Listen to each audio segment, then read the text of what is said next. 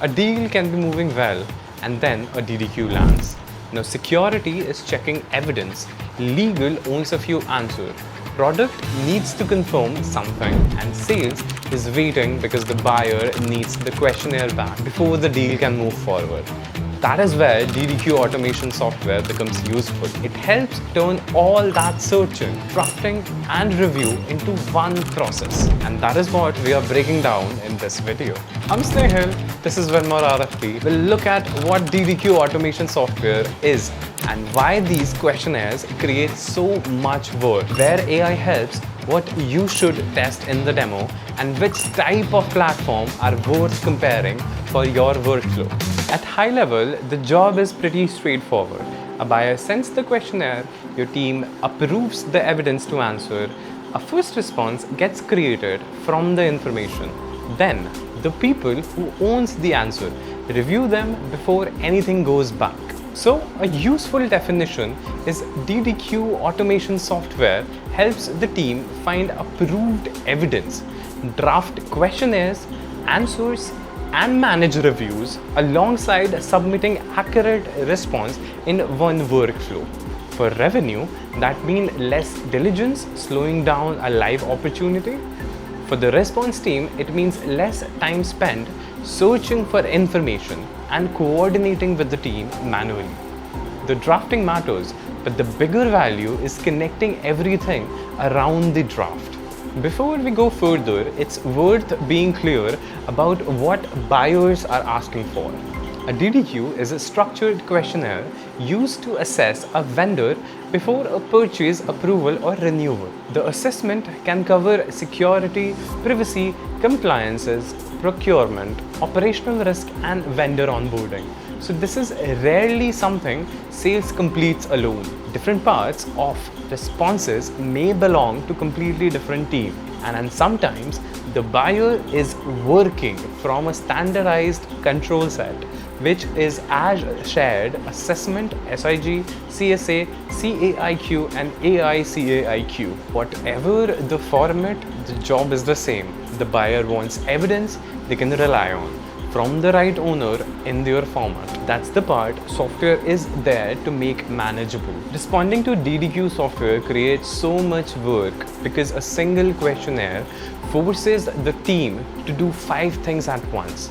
Find the correct answer, prove it with the right evidence, adjust the wording for this buyer, route it to right owner, and return it in format the buyer asked for. Here's how that plays out. A buyer asks a security question your company has answered before. Great. But now somebody has to work out which answer is correct, where the supporting policy lives, whether the wording changes for the buyer, and who needs to approve it. Then repeat that across product, legal, security, finance, and the rest of the questionnaire. The same requirement can come back in a different wording. Evidence can be spread across policies, reports, product document, and previous responses. Different people own different answers, and the scope adds up fast. A standardized set like the Shared Assessment SIG organizes vendor risk into 21 domains, from access control and application security through privacy, supply chain, and resilience.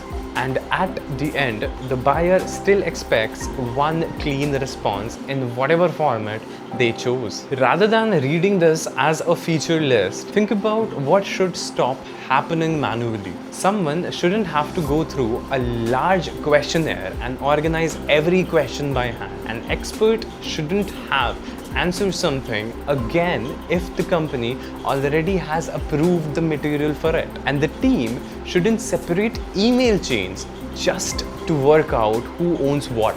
A good DDQ platform should get the request organized, find the best available evidence, create a usable starting response, and send the questions that needs judgment to the right people. Then there are few controls that become more important as volume grows. Content governance keeps your knowledge trustworthy without manual review. It flags outdated answers, spots conflicting or duplicate information, and prioritizes the approved source, so you never respond from stale content. context engine tailors each answer to deal. It uses the buyer product, region, and framework to pull the right evidence instead of treating every DDQ the same. And the source proof means every answer carries its citation and a confidence score. Reviewers sees what backs it, and the system flags anything it cannot support rather than guessing about it. If I were testing this in a demo, I'd pick one difficult question and ask the vendor to show me 4 things: the answer, the source, the owner, and the review status. If those are clear, you learn a lot about how a platform would work when questionnaire gets difficult.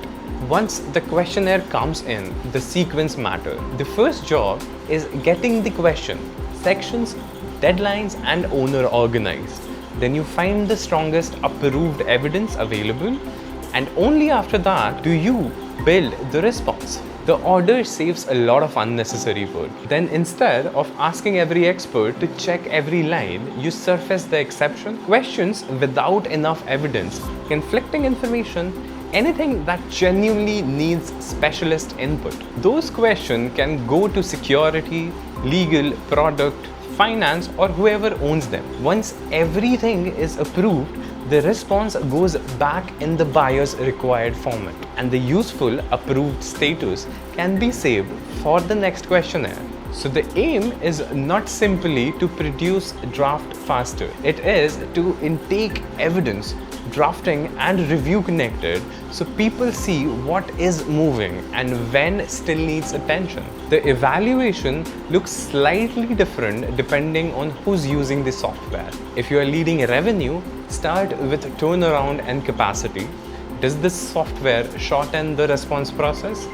And the team can handle more questionnaires without adding the same amount of manual work every time. If you are closer to security, compliance, or legal, the question gets more specific. Can you see the evidence behind the answer? Does the answer change correctly when the buyer, product, region, or framework changes? And does the system send experts only the question that actually needs them? Then test the practical side. Does your real Excel, Word PDF, or portal workflow survive? And does the platform meet your requirement around the permission, SSO, audit logs, encryption, and data handling? Whatever your role, the only reliable way to judge these on your own questionnaire, not on a polished demo. I'll show you exactly how to run these tests at the end. This slide is useful because these 6 platforms are not positioned around exactly the same type of team. Inventive AI, autonomous AI agent software for DDQ response automation. Its agent retrieved approved evidence, draft cited answer with confidence score, keeping content current, and tailor response to deal while people approve the final answer. Loopio fits established proposal team that want structured content libraries, DDQ automation, collaboration, and freshness tracking. Responsive is positioned around enterprise responses, operation with AI agent, approved content drafting, guided workflow, and broad integration. RFP is aimed at AI native response team with synced source and confidence alongside reasoning visibility and collaboration around responses. Conveyor is more focused on security questionnaire, heavy workflows including cited answers, portal workflow, confidence signal, and customer trust automation. And SafeBase by Drata combines customer trust workflow with questionnaire assistance, knowledge reuse, portal workflow, and controlled document sharing. They all automate questionnaire work. The important difference is which workflow each platform is designed around. So don't choose from 6 product descriptions. The real test is what your team has to do after the first draft appears, and we will run the test next. Start with the kind of DDQ work your team is handling. A team managing RFPs and DDQs together may value one response platform covering both. A security-heavy team may care more about deeper trust center and portal workflows. Neither is automatically the better setup. It depends on the work you are trying to remove. Then take 2 or 3 shortlisted tools and run one real DDQ through them. Same questionnaire, same approved source and same reviewer. And judge the results from both sides. For a leader, did the turnaround improve? Can the team handle more volume? What does each DDQ cost in team time? For the people doing the work, were the source easily to verify? How much editing was left? How many reviewer touches were still needed? And did the final export work properly? That is why the next step in the deck is simple. Shortlist 2 or 3 tools and run one DDQ pilot before you buy. So what is DDQ automation software? It is the system that keeps due diligence from stalling a live deal by turning scattered evidence into accurate, reviewed response without manual chase. The right platform should make diligence easier for more people doing the work and reduce the amount of manual effort holding up that very deal. Start with one real DDQ. Test the same workflow across tools you are considering.